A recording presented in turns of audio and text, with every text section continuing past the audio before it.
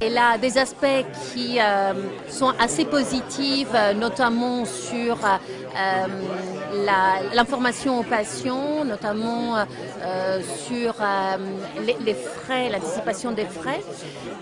J'aurais aimé qu'elle soit beaucoup plus courageuse en termes d'implication des patients dans l'accompagnement, dans l'éducation, dans l'évaluation des systèmes de santé publique. Le cumul des mandats, pas de cumul d'indemnités, mais c'est vrai que le jour où les élus seront complètement déconnectés et les élus locaux ne seront plus représentés à l'Assemblée nationale, quand il y aura un vote sur la loi de santé, justement.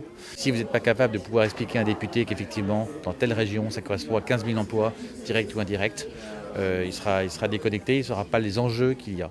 C'est la réduction des inégalités sociales et territoriales de santé.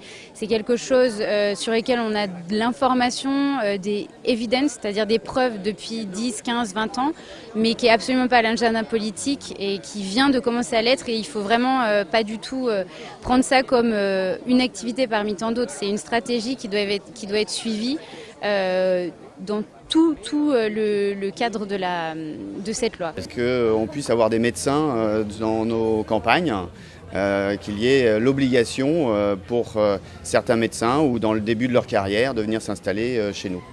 Moi, je rebondirais sur les rapports gallois, sur le rapport Lauvergeon qui place le secteur santé et l'industrie pharmaceutique comme un secteur stratégique pour la France.